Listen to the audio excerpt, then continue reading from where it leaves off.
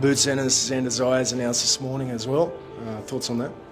Man, that's a tough fight, especially for Xander at this point in his career, but it shows his heart and his confidence, that he have in himself. It's a tough fight. It's a tough fight. This is a really good fight. And I don't know that Zayas has reached his peak yet. So, are you risking him not reaching his peak if Ennis, hurts him and changes him, It's another thing. You're taking a chance here with Zayas. But Zayas is a hungry guy. I've always known that Zayas, lives this life and, has very lofty goals. Like, why do you think people were so skeptical of it? I'm not sure.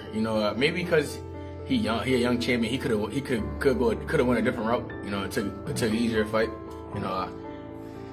To be real, at 154, I'm the biggest name at 154, and everybody know that. I'm the biggest name at 154, and everybody know they're gonna make the most money fighting me, straight like that. Terence Crawford steps into the conversation, saying the showdown between Jaron Ennis and Xander Zayas is a real test, a clash of skill and heart. Still, he insists Xander is sharp, a fighter with undeniable talent. But Bud cautions, the timing's off. This fight Make history for his country, and he's gonna do real well in that fight. I just think, right now, it's a little... feels rushed, a dream match coming too soon despite the bold ambitions behind it. Ennis steps forward, admitting he's drawn to opponents holding belts, recognizing the spark and skill in young Xander. Yet he makes it clear. About to be a 2-time weight division unified champ. Man, I'm snapping my legacy, man. It's only up, man. I'm about to show the world I'm the best in the world. I'm gonna continue to keep showing the world I'm the best in the world. Like this boxing game mine, straight like that. Now, the bout with Virgil Ortiz looked like it was done, and of course, the legal stuff happened. That had nothing to do with you. Right. But you always said that you were going to give the fans the Virgil fight, and if that didn't happen, right back to the mission, and the mission was the belts. Yep. So was that why Xander was your first option after Virgil? Yeah, I mean, well, once we, me and the team sat down, we figured out like, it's, everything falling through, and it's not really gonna happen. I told them, I told my team, Metro and the Zone, I'm like, yo, go get me Xander. I'm gonna go get me Xander, or go get me somebody with the belts, and that's what they did, and I'm glad they did that, and I'm excited. His eyes are on champions, honoring Xander's talent while quietly marking the vast gap in their journeys. Tim Bradley doesn't hold back. Anyone labeling Xander as an easy target is out of their mind. Remember, Sure out that he signed a contract to fight. No one knows who the opponent is, but the speculation is it's Boots. How do you see that fight going? I mean, shoot, it's hard to really go against Boots because on that one was specifically Xander. I feel Xander's still young. Boots is a lot older and has a lot more experience. Boots, who grappled with Karen's technical mastery, now add Xander's lightning-quick left hook, and it's clear he's a threat most still overlook. Terence Crawford leans in, saying, the one who never quits is... A lot of weird stuff, man, popping up, man, on this Boots and Xander. A lot of people don't realize and understand what the hell they talking about. They thinking that this fight gonna be a slam dunk for freaking Boots Ennis. You crazy. You crazy if you think this fight gonna be a slam dunk for him. Who was the last technical guy that Boots fought, man? Karen? Come on, man. He getting in there with a young gun, man, just as hungry and energetic as he is. You understand that? Bigger than he is. Probably just as strong as he is. High boxing IQ just as well as he does. Got skills, good counterpuncher, good legs, good movement. Throws in bunches, got a left hook. Which is the punch that Boots get hit with. The one who eventually triumphs. A reminder that in boxing's fiercest battles, it's not just skill, but relentless determination and unwavering consistency that carve the path to victory. Crawford leans in with advice for young Xander, urging him to meet... And every day, from start to finish, and listening and studying and doing everything that he have to do is going to be the one that rises every single time. Meet fear head-on in every sparring session, to embrace the challenge, knowing that only through fearless preparation can he build the confidence and readiness this fight demands. Xander Zayas steps forward with Start sparring, work on things that you don't like to do. Get comfortable doing things that you don't like to do and try things. You know, everybody come and spar and they do the same thing over and over and over, and then they wonder why they don't get better. That's right. You know, or they fight the same way. That works on this level, but when you get to the elite level, you're gonna have to pull everything. Unwavering confidence, declaring he's the best, and he will face the best, revealing a burning ambition and steel-like self-belief, a fighter determined to prove himself against boxing's elite. Xander. Thank you for being here. Man, this everybody, like you said, is busting. I feel like this is the biggest fight of 2026 thus far. And it was important for me because for me to say that I'm the best, I gotta face the best. And Jaron Ennis is one of the best names in the division, you know, alongside other fighters and myself. So come June 27th, I will claim why I'm the best 154-pounder in the world. And like you said, everyone is buzzing, everyone's talking about it. Jaron Ennis himself, he's giving you immense credit, and rightfully so, for taking this fight when you had the leverage to call the shots and choose any route you preferred. Yeah. At the age of 23, what does it speak to you? What does it speak for you as the fighter you are? Man, I feel like a lot of people will love or love to be out. Zayas leans in, declaring his mission to make history, driven to chase greatness, represent with pride, and carve a legacy that endures through daring challenges and victories that the world will never forget. And The biggest name, this is the biggest test, and I'm gonna write history one more time. That's what it's all about. That's what you're in the sport of boxing for. It's easy to just get complacent and just fight old names or old guys that were champion 3-4 years ago, or just fight an easy fight that you know you could win and get easy money. But when everything is on the line, when a lot of people is doubting you, that's when the stakes are high. That's when you got to perform, and that's where I perform at my best. And it appears this fight was made without a hitch, fairly simple behind the scenes, which was a far different case than what Ennis experienced negotiating with Virgil. Why do you think that was the case, and what do you make of this? Like you said, it was an easy negotiation. I feel like we both wanted to fight. There are no buts. There's no what if. We both want to fight. Let's make it happen. somehow, this fight came together almost effortlessly, smooth behind the scenes, a stark contrast to the chaos Ennis faced negotiating with Virgil. So what made it different this time? Boots are going to fight. What are your thoughts on that fight? It's gonna be a good fight, man. The division looking good right now, you know, and I just want to see all the fighters fight each other, man. The best need to fight the best. That's what's gonna bring the fans to boxing, and you know, you can only be great by beating somebody great. You know what I'm saying? You can have a bunch of wins with no great win. You're just a good fighter, but you're gonna be great. You need to beat another great fighter. So they got the opportunity, and I hope they do it. What are your thoughts on, if you know about it, the Virgil situation? Virgil Ortiz, him and Golden Boy have kind of like a lawsuit going on against one another. Well, Virgil put the lawsuit out for Golden Boy. Now he's sitting on the sideline waiting for arbitration. Do you think it was right of Xander to step in and say, you know what, I'll take on Boots since you're going to be sidelined for a bit? I had nothing. I don't know about it. You know, tell you the truth. Mm-hmm. You just telling me new, but it's good that he stepped in and we can get a fight. And more importantly, what does it say about the stakes and the story unfolding in the ring? Winky Wright steps in, saying Xander Zayas versus Jaron Ennis promises to be a thrilling clash, highlighting a division bursting with talent. Love Xander, but Xander has 2 belts, so you can't go wrong with 2 belts because Ortiz and Boots don't have belts at 54. I think that Boots and Virgil Ortiz styles clash better. That would have been like a barn burner, a war, like high contact war. I think that Xander is going to try to box and take some of the violence out of the fight.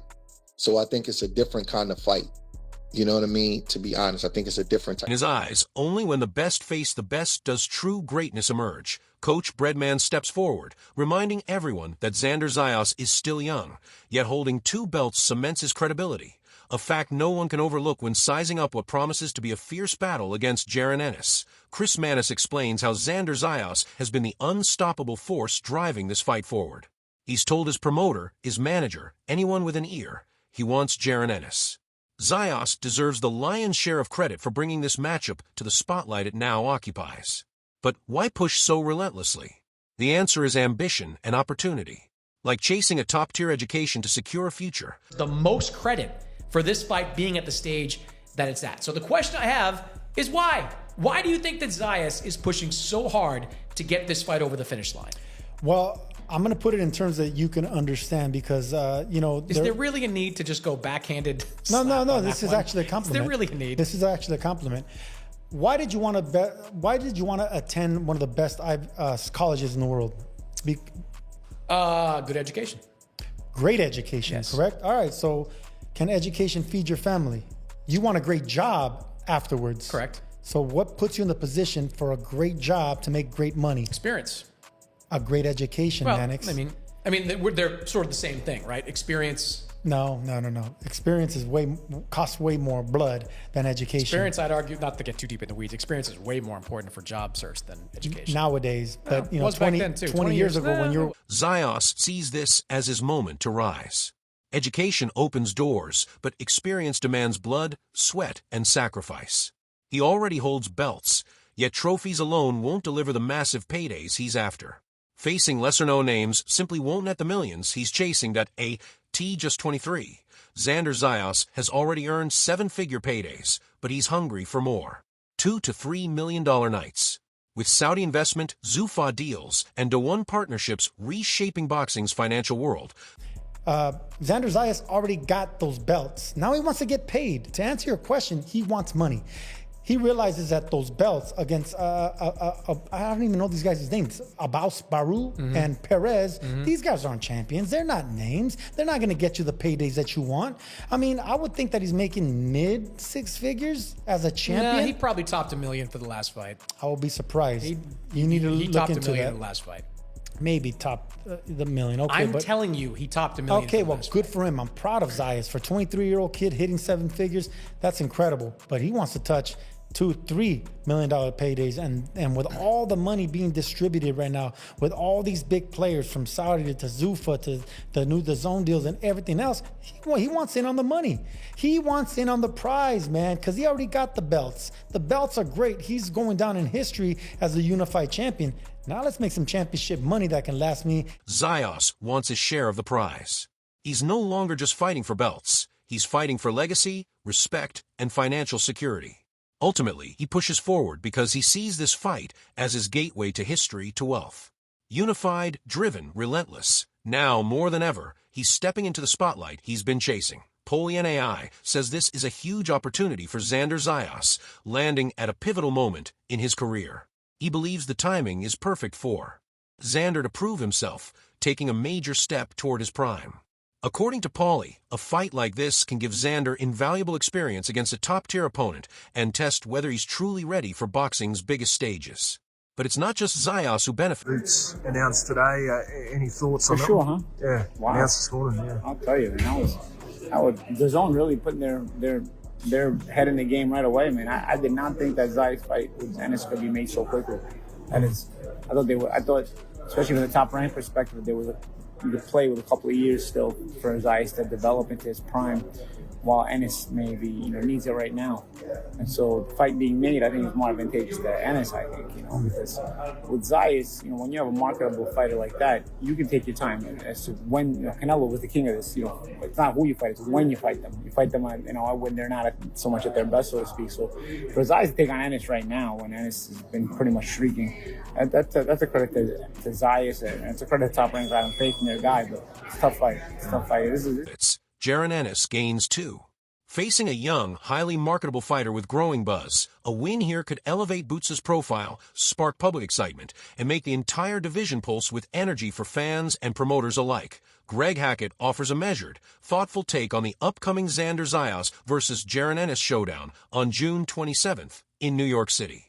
He notes that the 154-pound division is a battlefield right now, a fierce three-way tie with Xander Zayas, Sebastian Fundora, and other top contenders all staking strong claims. Hackett points out that Xander may already boast one of the division's most impressive wins, particularly his dominant performance over Abbas Baru. He also highlights Josh Kelly's shocking upset as a reminder that now we see that Xander is fighting Boots June 27th. Love to get your reaction on that. What do you think about the winner, leading up to a Fundora fight? But just the fight itself as well. So what's the first question? Who the best at 54? I mean, yeah. I mean, who do you think is the best at 54? And then, yeah, what do you think about June 27th in New York City? I think it's a three-way tie out of all the champions. You know why I say that? Wow. Who got the best win out of all them guys?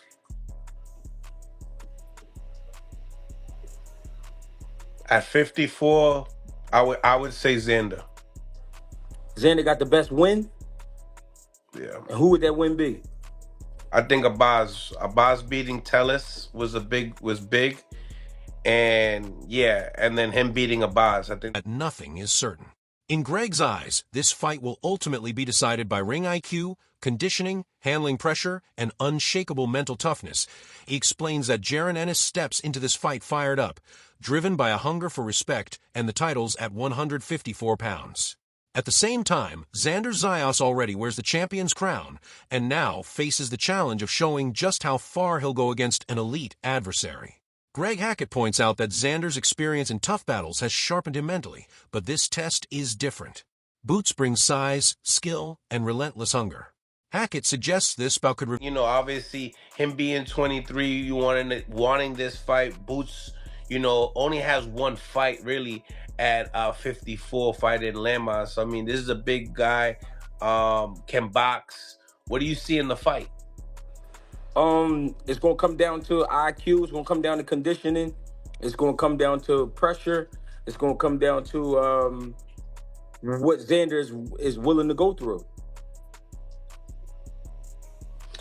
Xander is the champion, right? Mm-hmm. Boots is hungry because he want that respect and he want those titles.